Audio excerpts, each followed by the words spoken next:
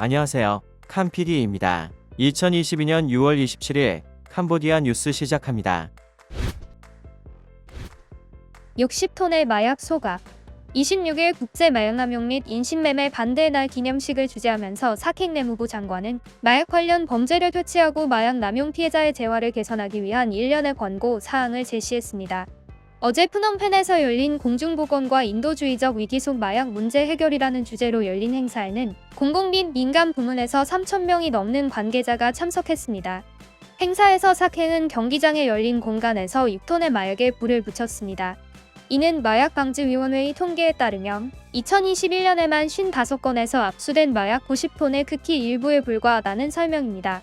현재 세계는 코로나19 팬데믹, 세계 강대국 간의 지정학적 대결, 우크라이나 전쟁과 같은 문제로 가득 차 있어 마약 문제에 대하여 소홀한 틈을 타 범죄자들이 마약과 이를 생산하는 데 사용되는 화학물질을 재배, 생산, 운송 및 밀수하는 등의 활동을 늘릴 수 있게 되었습니다. 라고 사킹이 말했습니다. 사킹은 국제마약 조직이 캄보디아에서 기지를 찾아 마약을 생산하고 이웃 국가로 수출하기까지 했다고 덧붙였습니다. 예를 들어 캄보디아 경찰은 2020년 1,461건과 지난해 6,308건을 단속해 각각 21,566명과 13,779명의 용의자를 검거했습니다. 그는 코로나19 사태로 지난 2년 동안 압수된 마약이 포스트 팬데믹 기간에 비해 눈에 띄게 늘었다고 말했습니다.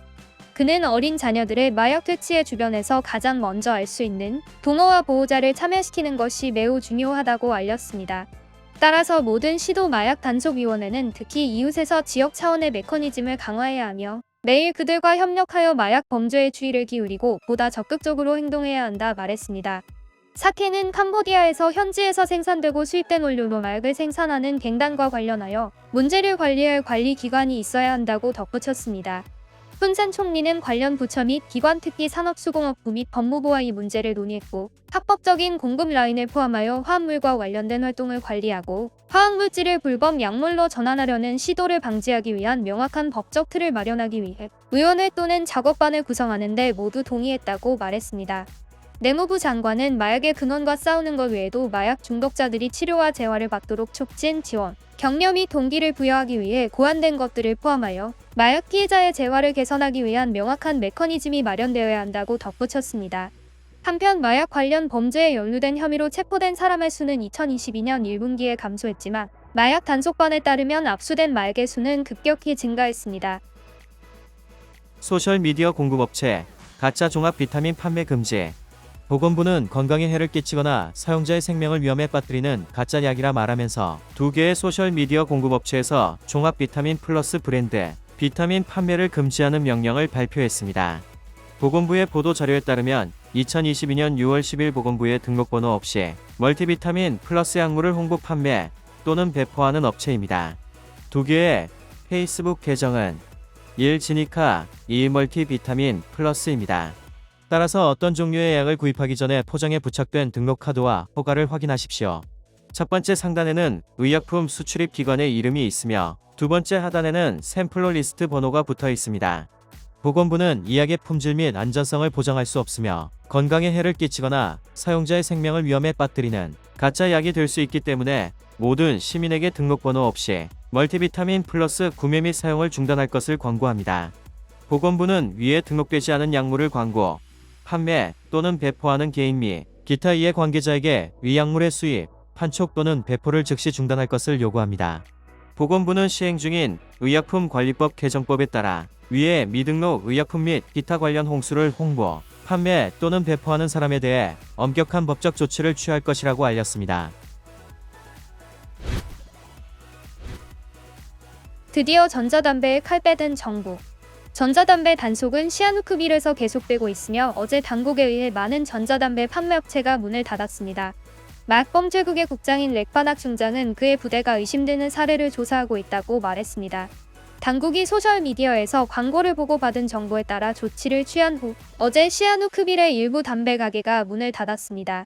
어제 추원나디 시아누크 지방경찰청장은 경제범죄국과 협력하여 시아누크빌에서 전자담배 사용 거래 및 수입 중단을 실현하는 조치에 관한 합의서를 배포했습니다. 또한 보건복지부에서는 추가로 전자담배 사용 방지 지침을 발표했습니다.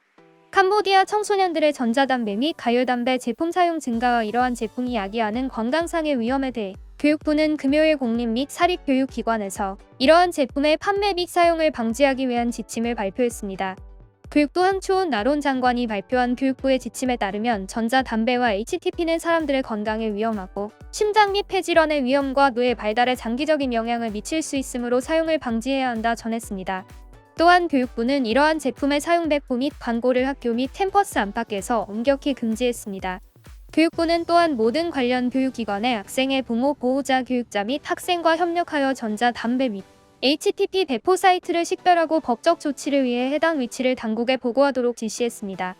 위 소방보건부 대변인은 보건부가 캄보디아에서 물담배와 전자담배와 같은 제품의 수입과 사용을 금지했다 전했습니다.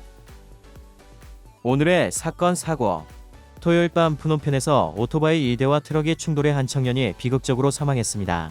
사건은 2022년 6월 25일 오후 11시 40분에 트라피아 틀렁일 마을 쌍까짜옴짜오 1에서 발생했습니다.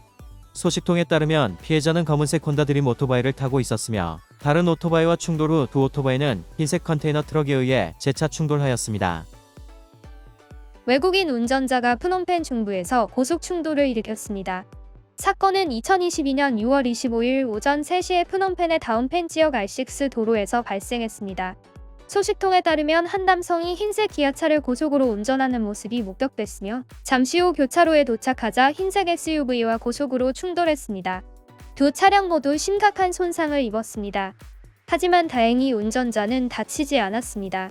현지 경찰이 도착한 후 양측은 합의에 동의했지만 현지 경찰은 교통경찰에 연락하여 두 대의 차량을 압수하고 다운펜 지방경찰조사단에 보관하고 해결되기를 기다리고 있습니다. 무책임하고 비겁한 음주운전자가 오토바이와 충돌하여 라이더에게 중상을 입혔습니다. 2022년 6월 25일 자정 직후 센속병원 앞 1986 스트릿에서 발생하였습니다. 목격자들에 따르면 모토를 타고 있는 두 명의 피클 장수는 만취한 남성이 고속으로 몰고 있던 은색 프리우스와 충돌하였습니다. 충돌에서 무고한 여성 한 명이 사고로 다리가 부러졌습니다. 술 취한 운전자는 그 자리에서 달아나려 했지만 용감한 구경꾼들에게 제압되었습니다. 사건 발생 후 경찰은 차에 타고 있던 운전자와 동승자를 체포해 센속 지방검사로 보내 신문을 했고 차와 오토바이는 경찰에 보관해 법적 합의를 기다리고 있습니다. 시청해주셔서 감사합니다. 더 새롭고 빠른 뉴스로 다시 뵙겠습니다. 즐거운 하루 되세요.